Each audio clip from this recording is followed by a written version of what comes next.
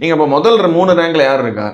Jio, Bharti Airtel and Vodafone. இவங்க தான் வந்து இந்தியாவோட டெலிகாம் இண்டஸ்ட்ரியை வந்து ஆட்டி படிக்கிறாங்க. ஃபர்ஸ்ட் ரேங்க் வந்து ஜியோக்கு தான். ஏன்னா 47 கோடி சப்ஸ்கிரைபர் வச்சிருக்காங்க. அப்போ பிஎஸ்என்எல் எத்தனை பேர் இருக்காங்க? 9 கோடி தான். எங்கேயும் இருக்காங்க. ஜியோங்கிற ஒரு பிராண்ட் 10 வருஷத்துக்கு முன்னாடி கிடையாது. ஆனா இன்னைக்கு அவங்க ஃபர்ஸ்ட் ரேங்க்ல இருக்காங்க. அவங்களுடைய அந்த வியாபார தந்திரம் தான். இந்த ஜாம்பவான்களை நாம வந்து இவங்களை போட்டி போடணும் அப்படின்னா இன்னொரு பெரிய ஜாம்பவானா மட்டும்தான். ஆக்சுவலி இந்த நியூஸ் பார்க்கும்போது அம்பானியும் டாட்டாவும் ஏதோ மினி வார்ல இருக்காங்க அப்படிங்கிற மாதிரி ஒரு ஃபீல் ஆகுது. வியாபாரத்துல வந்து எங்க ஆப்பர்ச்சுனிட்டி இருக்கோ அதை டேக் பண்ணுவாங்க. ஸோ பிராண்டு தான் வெவ்வேறு பிராண்டு.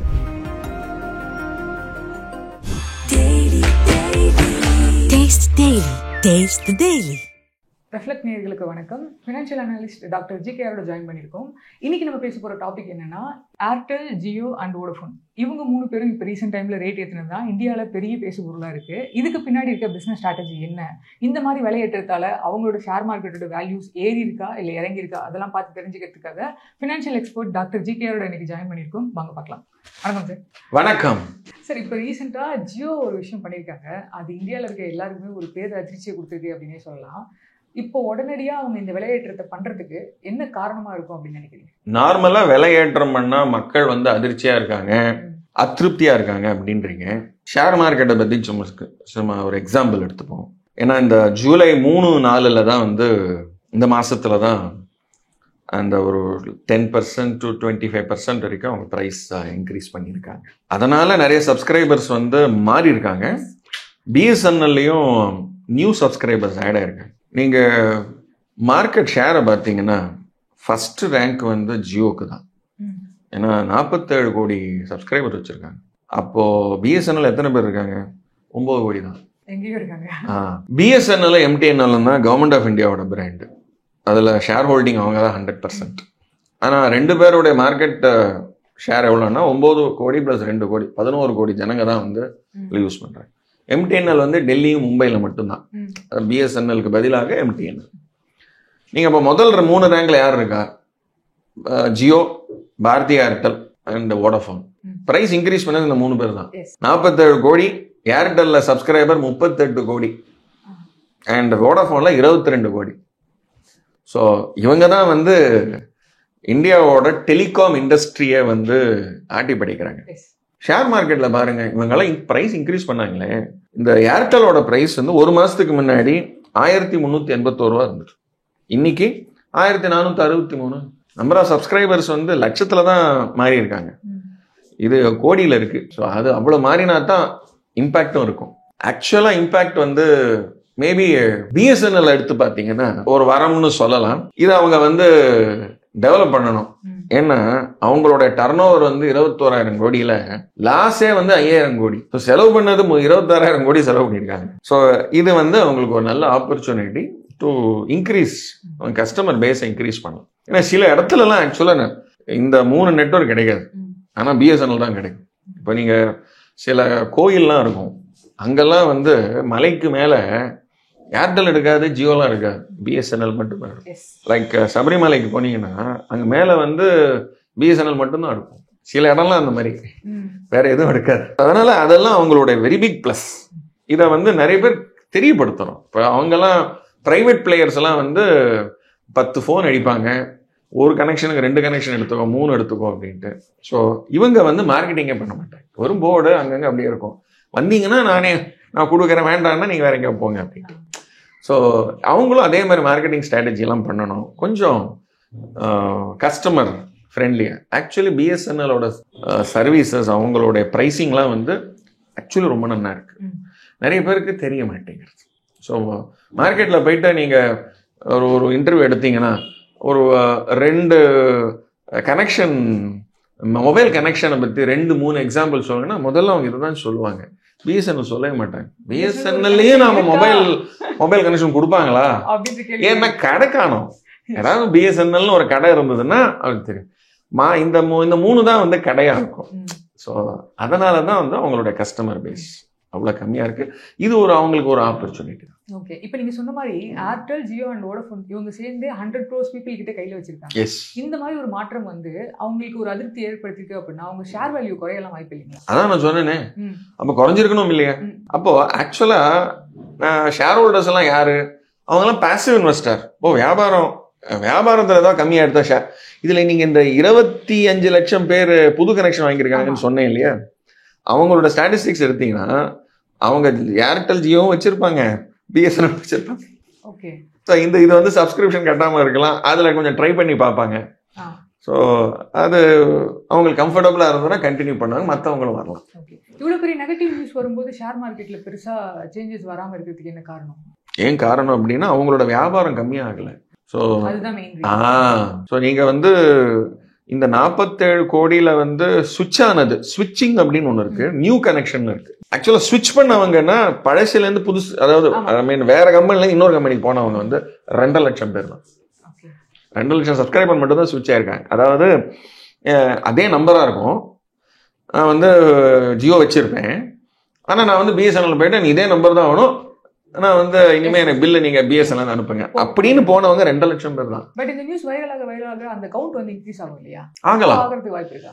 ஆக்சுவலி இது வந்து என்னோட வியூ பாயிண்ட்ல வந்து this is advertising strategy, free advertising strategy for BSNL. அவங்க அட்வர்டைஸ்மெண்ட் பண்ணாமலே அவங்களுக்கு இத்தனை பேர் வந்துட்டாங்க, டார்கெட் அச்சீவ் பண்ணிட்டாங்க. ஓகே, ஆக்சுவலி என்கிட்ட ஒரு ஃபன்னியான கொஸ்டின் இருக்கு. இப்போ இணையதளம்ல இது ட்ரெண்ட் ஆகிட்டு இருக்கிறதால கேட்குறேன். அம்பானி ஃபேமிலியில் கல்யாணம் நடக்குது, அதை ஸ்பெண்ட் பண்ணுறதுக்கு காசு இல்லாமல் தான் இந்த காசை ஏற்றிட்டாங்க அப்படின்னு சொல்கிறாங்க. இது எப்படி பார்க்குறீங்க சார் நீங்கள்? அதே தான் இந்த ரிலையன்ஸோட ப்ரைஸை நான் சொல்கிறேன். ரிலையன்ஸ் ஜியோங்கிற கம்பெனி வந்து ஸ்டாக் மார்க்கெட்டில் கிடையாது. அந்த கம்பெனி, ஜியோ கம்பெனி வந்து subsidiary of Reliance Industries. Okay, அதனுடைய ஷேர் ப்ரைஸ் பாருங்களேன், 2947 ரூபா ஒரு மாதத்துக்கு முன்னாடி, இப்போ 3111 ரூபா. நீங்கள் போன மாதம் ஷேரை வாங்கிட்டு ஒரு 1000 ஷேரை வாங்கி இப்போ விற்றீங்கன்னா அதில் ஒரு 100 ரூபா லாபம் ஆகலை. ஸோ 1000 × 100 ரூபா, அதுவே நீங்கள் வந்து ஒரு 10 லட்சம் ரூபா சம்பாதிச்சுருவீங்க. ஓகே, ஸோ அந்த அளவுக்கு ப்ரைஸ் இன்க்ரீஸ் ஆகிட்டு இருக்கு. ஸோ அது ரொம்ப பண்ணியான விஷயம் தான். ஸோ அதுக்கும் இதுக்கு சம்மந்தமே கிடையாது.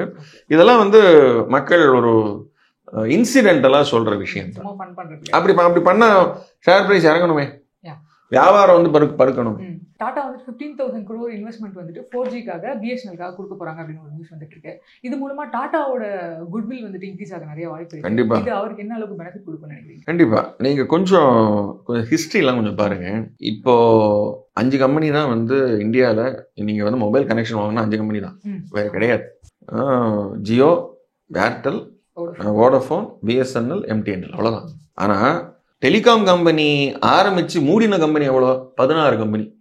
ஸோ அந்த சஸ்டெயினபிலிட்டி வந்து, ஏன்னா இவங்களோட மார்க்கெட்டிங் ஸ்ட்ராட்டஜிக்கு ஒரு ஒரு கோடுக்கு பக்கத்தில் இன்னொரு பெரிய கோடு போட்டிங்கன்னா தான் அந்த பெரிய கோடு வந்து சின்ன கோடாகும்.